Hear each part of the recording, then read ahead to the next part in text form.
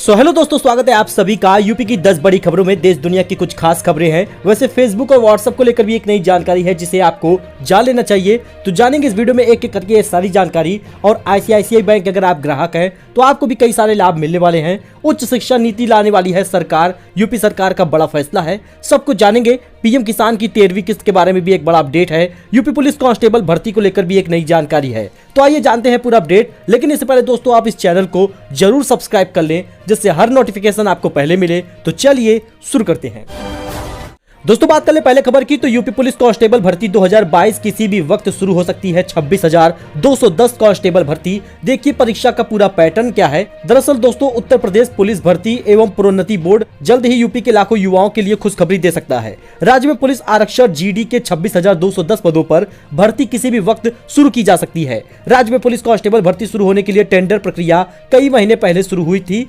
अब इसे आपको बता दें तो बड़ा अपडेट सामने आया है। ऐसे में पिछले 2-3 महीने से अभ्यर्थी भर्ती नोटिफिकेशन जारी होने की उत्सुकता से इंतजार कर रहे हैं। उम्मीद है कि दिसंबर 2022 में किसी भी वक्त पर यूपी पुलिस कांस्टेबल भर्ती की आवेदन प्रक्रिया शुरू हो सकती है। वैसे अगर आप इस वेबसाइट पर जाते हैं तो आपको और भी ज्यादा अपडेट मिल जाएगा, यानी upbpbp.gov.in। इस पर जाकर आप पूरा अपडेट ले सकते हैं। जल्द ही नोटिफिकेशन जारी होगा।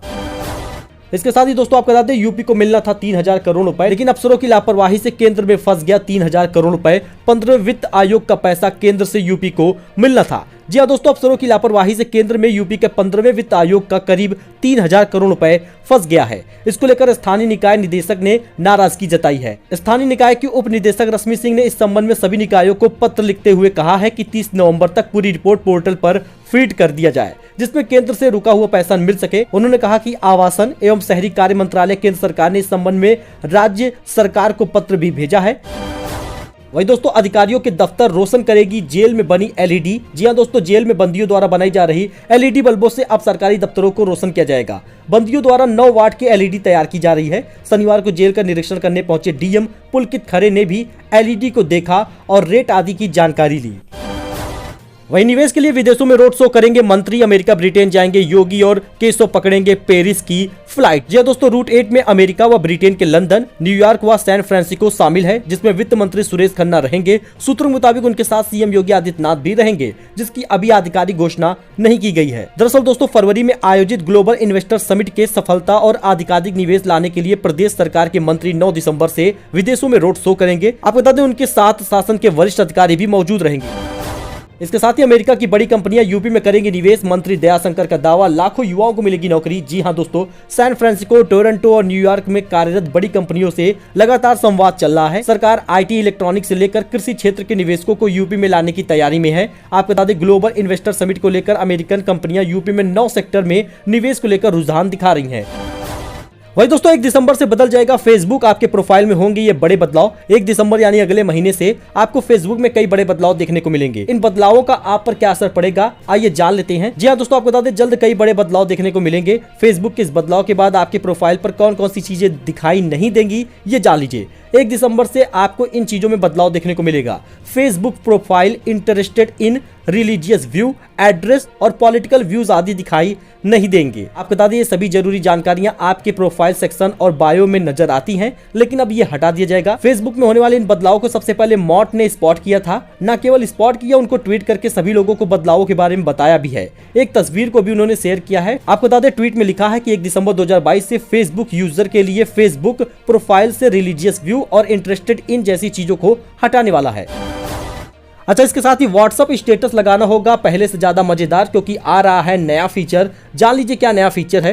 व्हाट्सएप की तरफ से यूजर की सुविधा के लिए समय समय पर नए नए अपडेट जारी किए जाते हैं। ऐसा ही एक अपडेट व्हाट्सएप स्टेटस को लेकर आने वाला है, जिसमें व्हाट्सएप स्टेटस लगाना पहले से ज्यादा मजेदार हो जाएगा। मौजूदा वक्त में व्हाट्सएप स्टेटस में फोटो, टेक्स्ट या छोटे छोटे शॉर्ट वीडियो आप लगा सकते हैं, लेकिन अब व्हाट्सएप स्टेटस की तरफ से व्हाट्सएप वॉइस स्टेटस फीचर लाया जा रहा है। जैसा कि नाम से मालूम चलता है कि इस फीचर के रोल आउट होने के बाद बोलकर व्हाट्सएप स्टेटस लगाया जा सकेगा। व्हाट्सएप वॉइस स्टेटस फीचर की बीटा टेस्टिंग चल रही है। ऐसे में इसे जल्द iOS यूजर के लिए रोल आउट किया जाएगा। इसके बाद इसे एंड्रॉयड यूजर के लिए भी रोल आउट किया जाएगा।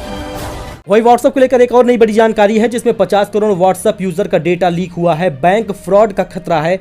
आप इसमें शामिल तो नहीं, जान लीजिए इसको जरा, क्योंकि व्हाट्सएप को सबसे सुरक्षित मैसेजिंग प्लेटफॉर्म माना जाता है। लेकिन अब इन दावों की पोल खुल रही है। जी हां, व्हाट्सएप डेटा लीक की खबर सामने आई है। दरअसल रिपोर्ट के मुताबिक करीब 84 देश के व्हाट्सएप यूजर के मोबाइल नंबर लीक हो गए हैं। इन मोबाइल नंबर की बिक्री के लिए उपलब्ध कराया गया है, जो कि व्हाट्सएप यूजर की सेफ्टी के लिहाज से बेहद खतरनाक है। इसकी वजह से आने वाले दिनों में व्हाट्सएप यूजर को बैंक फ्रॉड समेत कई तरह के फ्रॉड का सामना करना पड़ सकता है। किन यूजर का डेटा लीक हुआ है? जिन देशों के व्हाट्सएप यूजर के मोबाइल नंबर का डेटा लीक हुआ है उसमें America, Britain, Egypt, Italy, Saudi Arabia और भारत शामिल है। यह अब तक का सबसे बड़ा डेटा ब्रीच है, जिसमें करीब 50 करोड़ लोगों का डेटा लीक हो गया है।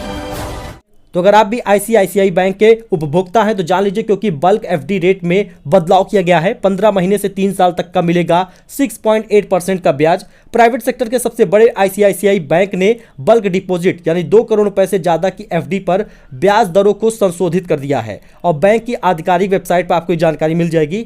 फिलहाल आपको बता दें, नई दरें 25 नवंबर 2022 से प्रभावी हैं। बैंक वर्तमान में 7 दिनों से 10 वर्ष के परिपक्व होने वाले जमा पर 4.25% से लेकर 6.50% तक का ब्याज दर पेशकश कर रहा है। इसके अलावा 15 महीने से 3 साल के मैच्योर होने वाले फिक्स डिपॉजिट पर अधिकतम 6.80% ब्याज मिलेगा।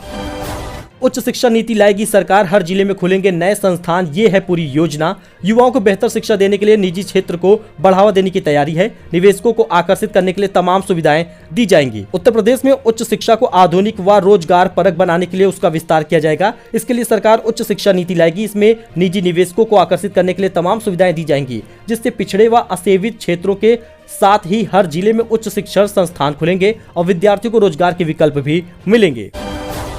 वहीं दोस्तों, योगी सरकार केंद्रीय बजट में शहरी विकास के लिए लाएगी सेप्टिक टैंक और ड्रेनेज सिस्टम योजना। जी हां दोस्तों, योगी सरकार अपने दूसरे कार्यकाल में यूपी के शहर में बुनियादी जन सुविधाओं को दुरुस्त करने में लगी है। सरकार ने शहरी क्षेत्र में सड़क, ड्रेनेज व सौंदर्यीकरण के लिए विस्तृत योजना बनाई है। प्रदेश सरकार ने इसके लिए केंद्रीय वित्त मंत्री से बजट जारी करने का अनुरोध किया है। आपको बता दें, केंद्रीय वित्त मंत्री से अनुरोध किया गया है कि शहर में ड्रेनेज सिस्टम, सड़कों के निर्माण व सौंदर्यीकरण की विस्तृत योजनाएं भी मिशन के तौर पर अगले वित्तीय वर्ष 2023-24 के बजट में शामिल किए जाए।